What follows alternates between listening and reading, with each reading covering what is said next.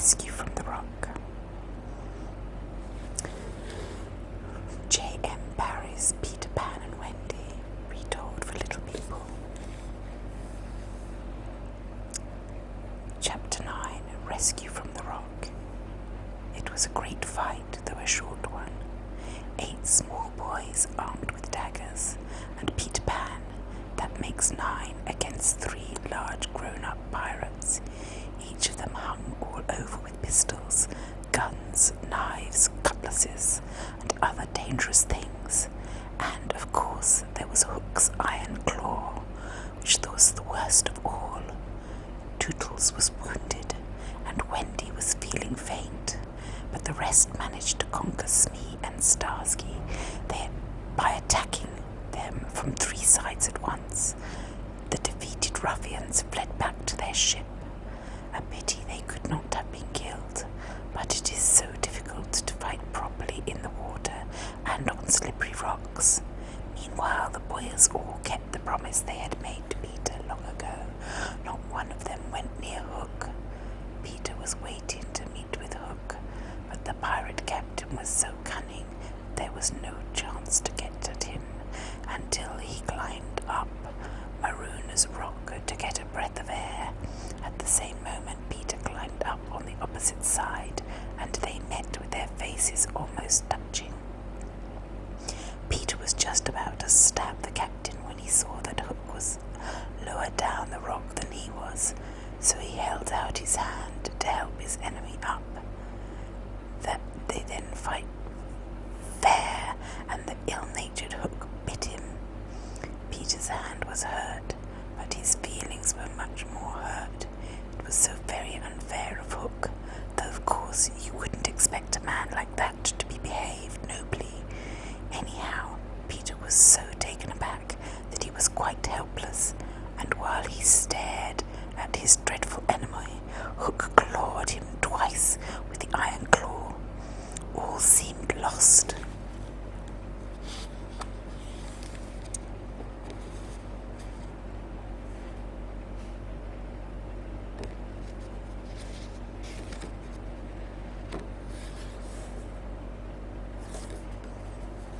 All seemed lost, for Hook would have finished off the wounded Peter with one more clawing when, tick, tick, tick, tick, the crocodile was swarming up the rock. Hook only just managed to escape. The boys saw him, white with fear, swimming wildly towards his ship. They would have swum after him and cheered on the crocodile, but they were rather uneasy because they could not find either Peter or Wendy. After shouting to them all over the lagoon and getting no answer, they went home in the pirate's dinghy, which was drifting about by itself. Peter and Wendy could not answer because they had both fainted. They were lying on the rock, and the tide was rising fast. It would soon cover the rock. Soon they were raised by a mermaid, trying to pull Wendy into the water.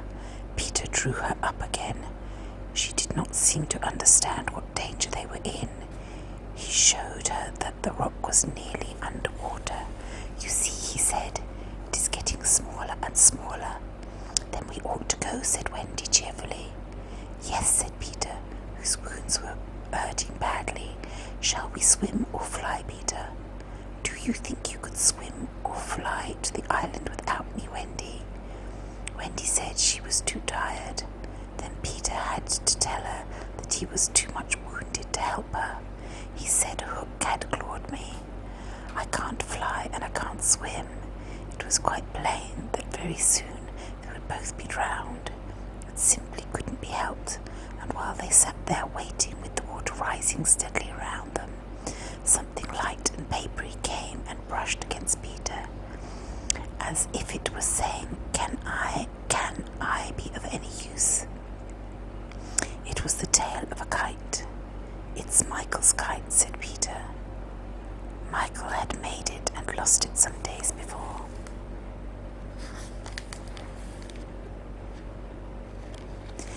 Peter suddenly thought that it might help them. He caught the tail and pulled the kite to him. Quite a big one it was.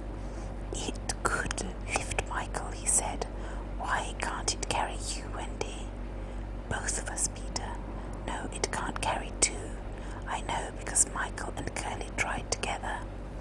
Wendy said she would go without him, but Wendy said she wouldn't go without him, but Peter tied the tail around her, said goodbye, Wendy, and pushed her off the rock. The kite soared up in the air. It did not seem to mind Wendy's weight one bit.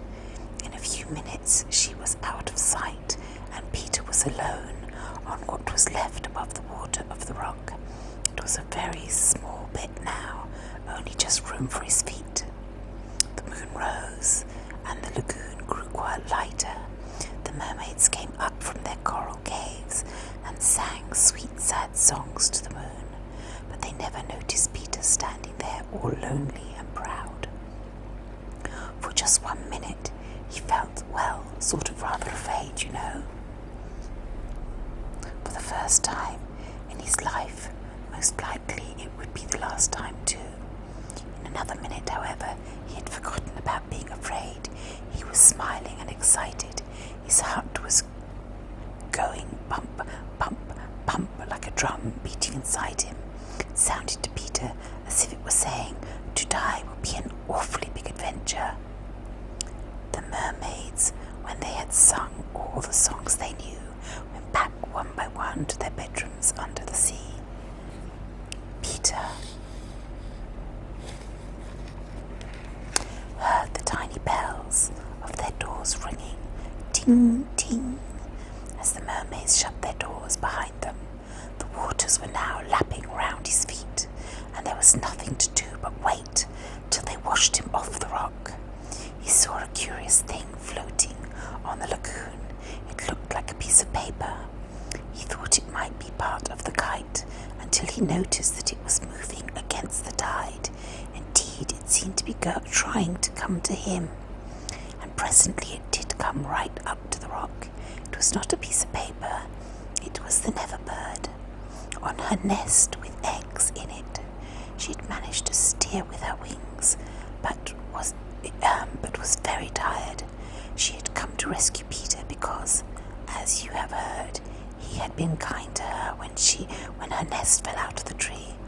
She told Peter that she wanted to give him her nest to get ashore in, but it took him such a long time to understand her that they grew quite cross and called each other names, until at last the Never Bird gave the nest one great shove and flew off the eggs.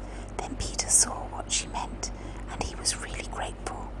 He thought it would be a shame to squash the eggs, so he put them into a deep tarpaulin hat, which had been left by the pirate Starkey during the fight. It was quite watertight, and he set it afloat. The Never Bird was ever so pleased. She got into the hat. Peter got into the nest, and they cheered each other like mad. Then they drifted apart from each other, and it was only a little while before Peter reached the house under the ground, nearly as soon as Wendy, who had been some time coming home because the kite liked carrying her and had not hurried. Everybody was delighted to see everybody else, and as Peter had to be bandaged, the other boys wanted bandages too. And what with telling their adventures and one thing and another, they were several hours late for bed. It was perfectly lovely.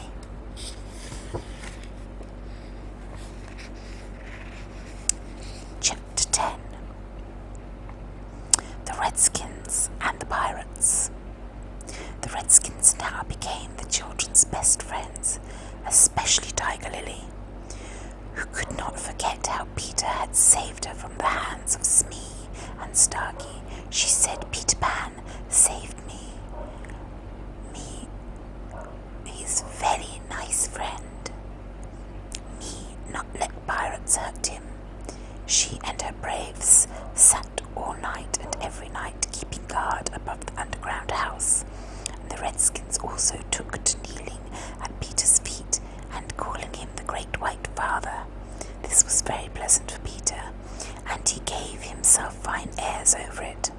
But the Redskins were nothing like so polite to the other boys. They just said "how do," or something like that. Perhaps they thought Peter had done all the fighting in the lagoon by himself, but we we know how the boys had helped. One evening the Redskins were on guard above and the children were having tea below. It was a make-believe tea, which is never so interesting as a real one, and there was a good deal of quarrelling going on. They kept telling tales of each other to Wendy. It was all one string of complaints. Slightly is coughing on the table.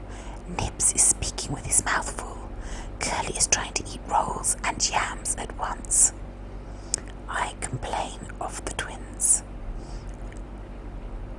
And so on and so on. It was as well that Peter came in just with some real nuts for the boys and the right crocodile time for Wendy. She was very particular about the time. When it was getting towards bedtime and the clock inside the crocodile was the only one on the island.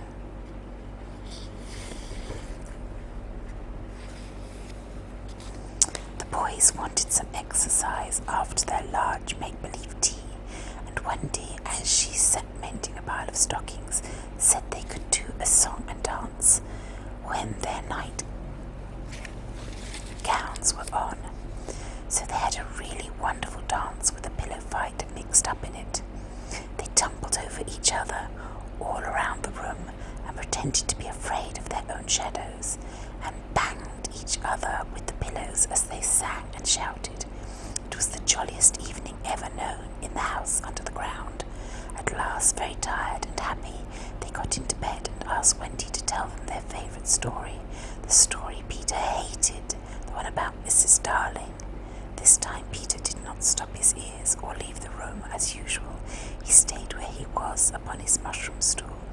Wendy began. There was once a gentleman. I'd rather he had been a lady, said Curly.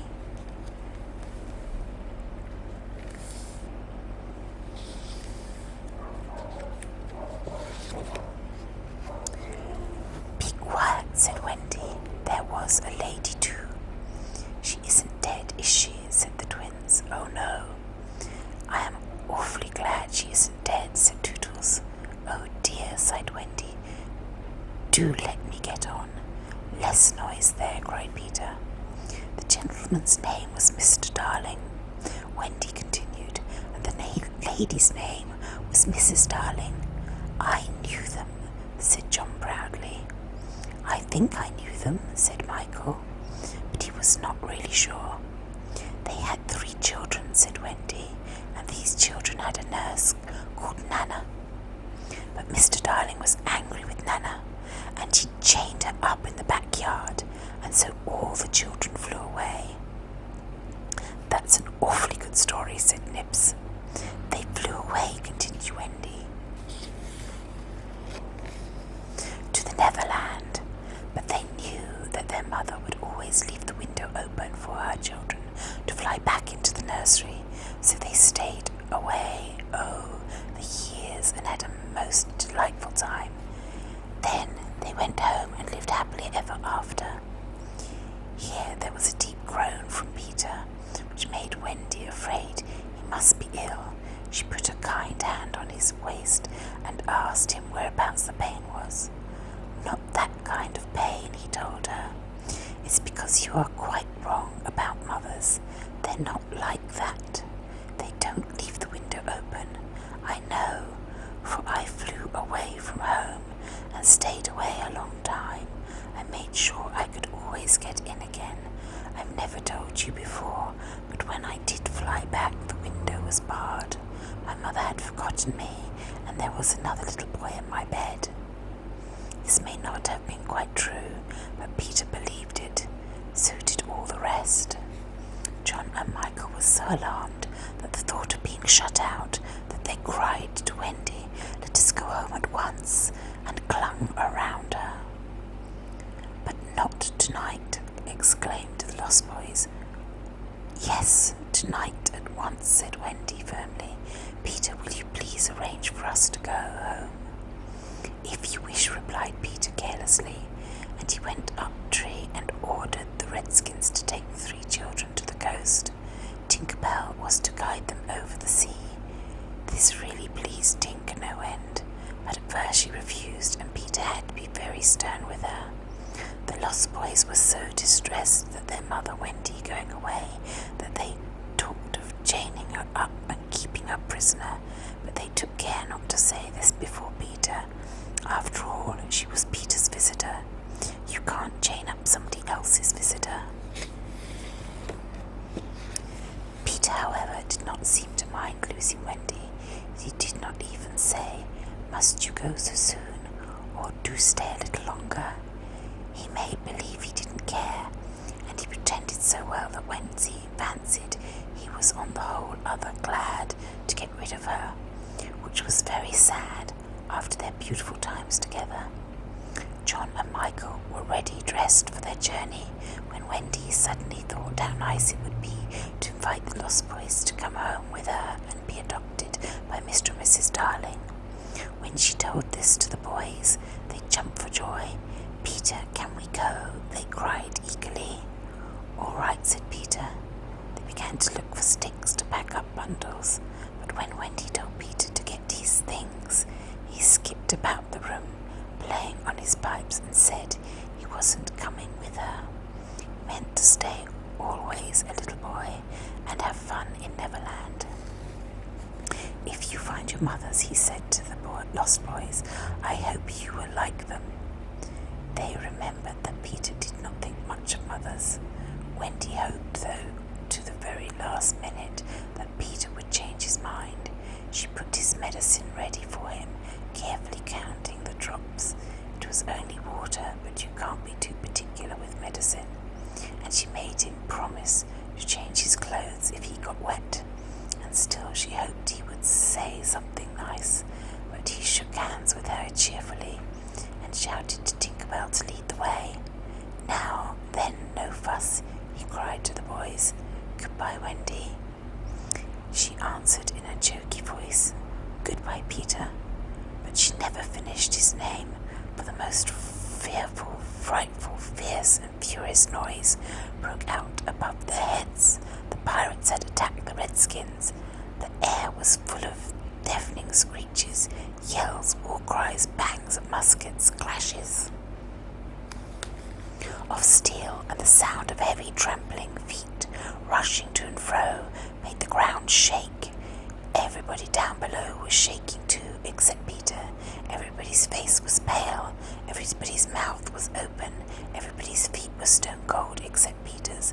Peter was feeling as brave as anything. He took his sword in his hand, and his eyes grew very bright and sparkly. That's the end of chapter 10. I will be back to read you chapter 11 next time. I do hope you enjoyed the story so far.